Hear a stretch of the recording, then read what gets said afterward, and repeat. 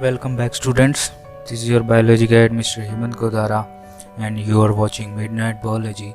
So today we are going to revise the topic transportation from the chapter life processes. So इस chapter के अंदर transportation में हमने पढ़ा था कि किस तरीके से एक ह्यूमन बॉडी के अंदर ट्रांसपोर्टेशन होता है न्यूट्रिएंट्स का थ्रू ब्लड और किस तरीके से प्लांट्स के अंदर ट्रांसपोर्टेशन होता है. सो आज जो हम रिवाइज करेंगे MCQ के मेथड से वो होगा टॉपिक हमारा transportation. So let's begin. So let us start. This was the homework given to D N schools kids. आपको ये होमवर्क दिया गया था 18 तारीख को, उसका सॉल्यूशन है ये. So first question is, in mammals veins differ from arteries in having. जो वेन्स हैं वो किस तरीके से डिफरेंट है आर्टरीज से.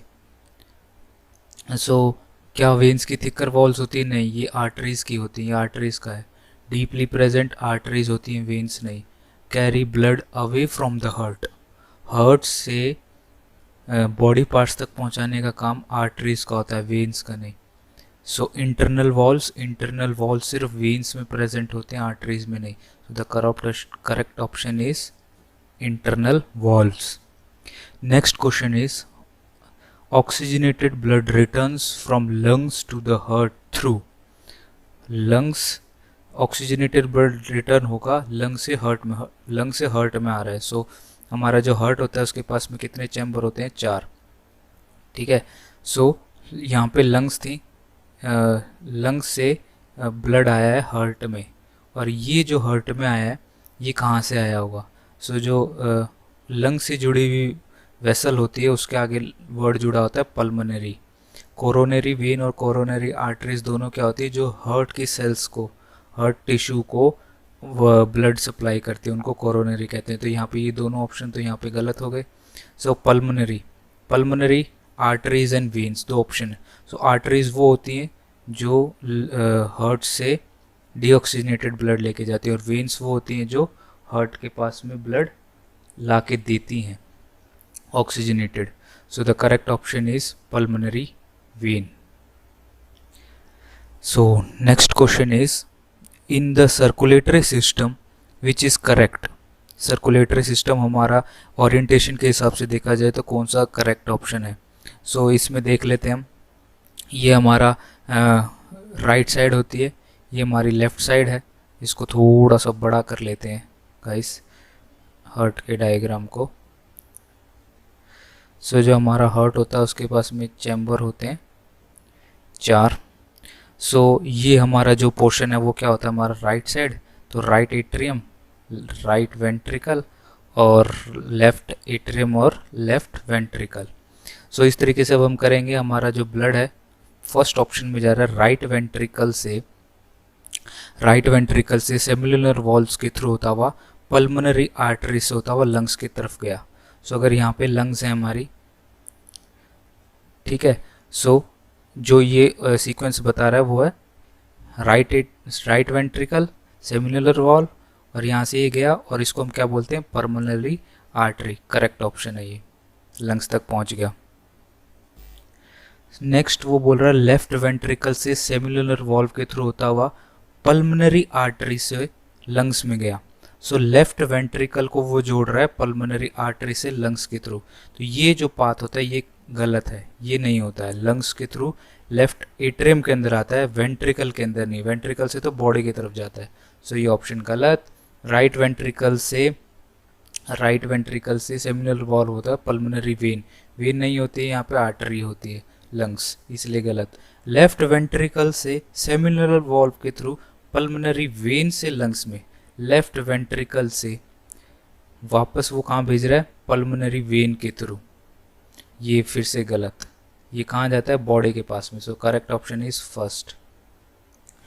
नेक्स्ट क्वेश्चन आता है, the heart of the healthy man beats normally per minute. एक हेल्थी ह्यूमन का हार्ट कितने टाइम्स बीट करता है? आपको पता है कि नॉर्मली बीट हम जब करते हैं तो ये तो बहुत ही इजी सा क्वेश्चन रहता है. Option is third is correct. 72 to generally आप ब्रेथ काउंट करते हो तो 72 से 76 आता है एक नॉर्मल का। सो एवरेज टाइम हमने रखा है 70 टू 80 टाइम्स पर मिनट एक हेल्थी मैन का हार्ट बीट होता है। नेक्स्ट क्वेश्चन आता है चैम्बर्ड ऑफ हार्ट। तो 4 चैम्बर्ड हार्ट किसका है इन फॉलोइंग ऑप्शंस में से? So first option is cobra, tortoise, salamander and crocodile.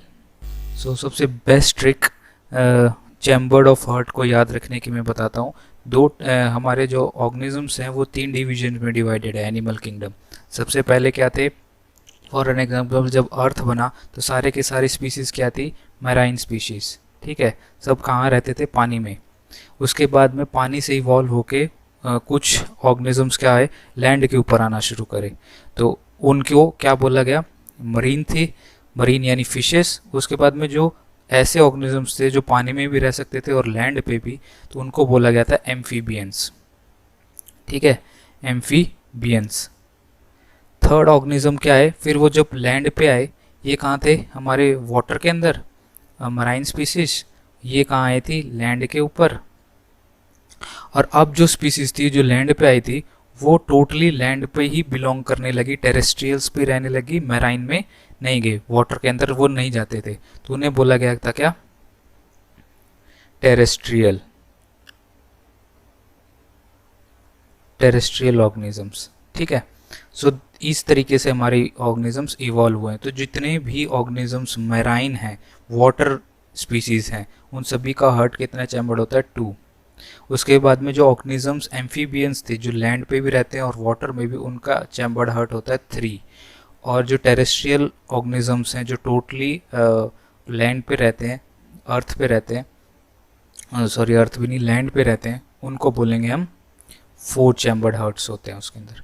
सो इनमें से अगर हम देखें तो कोबरा एक स्नेक स्पीसीज है। स्नेक क्या होते हैं, सारे एम्फीबियंस होते हैं, वो पानी में भी रह पाते हैं और बेसिकली लैंड पे भी। सो ये ऑप्शन गलत, 4 चैम्बर्ड नहीं, ये 3 चैम्बर्ड। टर्टाइस फिर से ये क्या है, एक एम्फीबियन, 3 चैम्बर्ड हार्ट। सेलामेंडर एक एम्फीबियन है, 3 चैम्बर्ड हार्ट। क्रोकोडाइल, क्रोकोडाइल एक ऐसा एक्सेप्शन है एम्फीबियंस के अंदर ही। क्रोकोडाइल भी दोनों कंडीशंस में रह लेता है, वाटर में भी रहता है और लैंड पे भी, बट क्रोकोडाइल एक एक्सेप्शन है इन एम्फीबियंस, ये याद रखना, in amphibians crocodile is exception which have 4 chambered hearts. So crocodile के अंदर 4 चैम्बर्ड हार्ट होता है। So next question is which of the following has thickest walls? इनमें से किसकी वॉल्स थिक होंगी?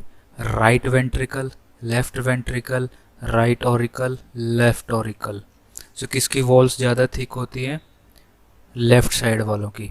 सो लेफ्ट साइड की क्यों होती है? क्योंकि लेफ्ट साइड वाले जो चैम्बर्स होते हैं दोनों, वेंट्रिकल एंड ऑरिकल, उन दोनों में क्या होता है, उनको ब्लड को पंप करना है, कहाँ, ऑक्सीजनेटेड ब्लड। और उन दोनों में से भी मेन पंपिंग का काम कौन करता है? वेंट्रिकल। ऑरिकल तो ब्लड कलेक्ट करता है लंग से। So as compare to left side, right side, left side ज़्यादा थिक होती है, और दोनों थिक, लेफ्ट साइड में से वेंट्रिकल ऑरिकल का देखें तो वेंट्रिकल ज़्यादा थिक होती है। और रीज़न इसका यही है कि इसको ब्लड पंप करना होता है पूरी बॉडी पार्ट्स तक। So the walls are thicker of left ventricle. Next question is contraction of right ventricle pumps blood into.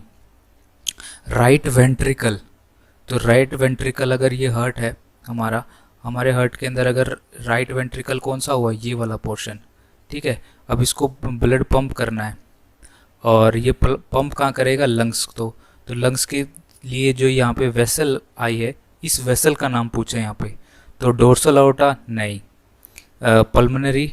Dorsal outta कौन सी है? ये ऑर्टास वो हैं जो यहाँ से ब्लड को बॉडी पार्ट्स तक लेके जाएंगे। So next is pulmonary artery. हाँ, तो लंग्स से जुड़ी होंगी, उनके साथ क्या वर्ड जुड़े होंगे? पल्मोनरी। सो पल्मोनरी आर्टरी या when. So the correct option is artery. So artery जुड़ी होती है लंग से, वो भी राइट साइड वाले। So pulmonary artery is correct option. Pulmonary vein होता अगर ये इधर राइट लेफ्ट एट्रियम के साथ होता, ऑरिकल के साथ होता। कोरोनरी तो इन्हीं हार्ट के सेल्स के लिए होती हैं। Next question is mammals are said to have double circulation, it means mammals के अंदर डबल सर्कुलेशन होती है। इसका मतलब क्या है? ब्लड वेसल्स आर प्रिपेयर्ड, नहीं, paid, wrong answer. There are two types of blood vessels attach to every organ.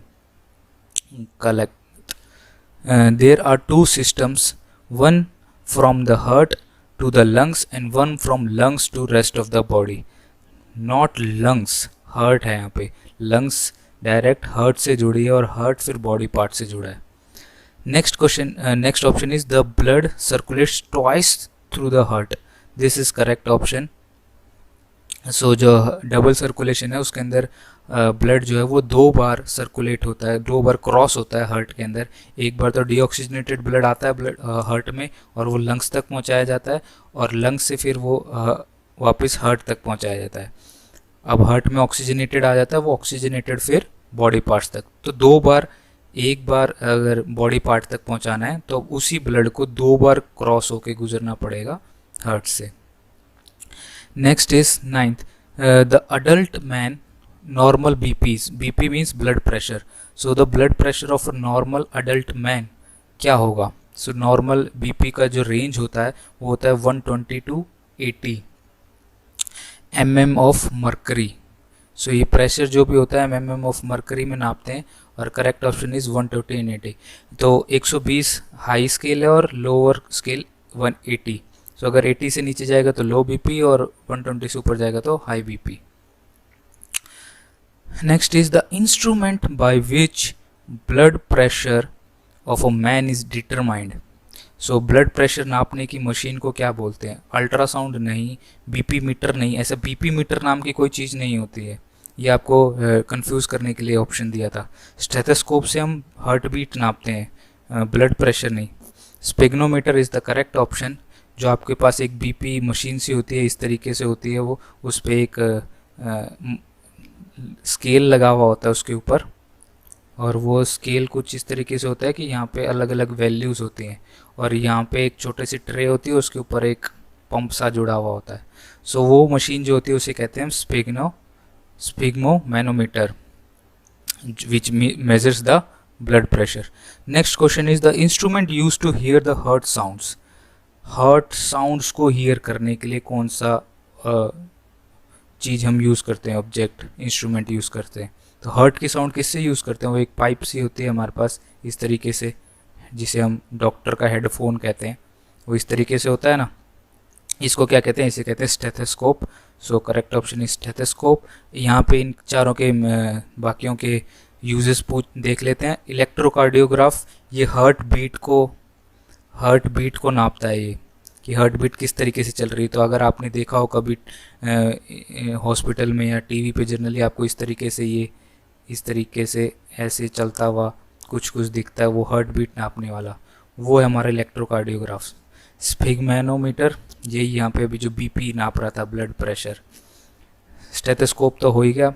हेमोमीटर हमारे ब्लड के अंदर एचबी कितना है, हीमोग्लोबिन कितना है, वो नापने के लिए यूज़ किया जाता है हेमोमीटर। सो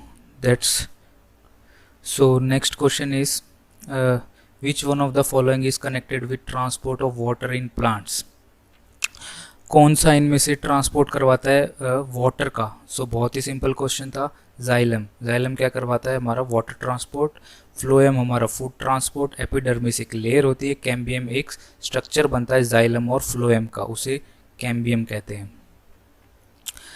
द ट्रांसपोर्टेशन से ये क्वेश्चंस बेसिकली जो हम कर रहे हैं रिवीजन के लिए बहुत इंपॉर्टेंट है।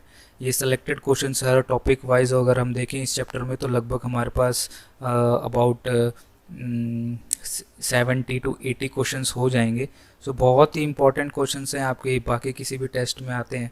सो इन क्वेश्चन से आपको बहुत ही मदद मिलेगी। सो इनको बार बार रिवाइज करना, और DN स्कूल के बच्चों को भी मैं ये बोलना चाहूँगा कि और MCQs भी देखो, पर जो इस चैप्टर के अंदर आपके टेस्ट है वो इन MCQs को आप थॉरोली फॉलो करो, याद करो, एंड रीजंस देखो कि क्या रीज़न है उसका, और इसी तरीके से आपको टेस्ट में भी रीज़न सोच समझ के आंसर लिखने होंगे।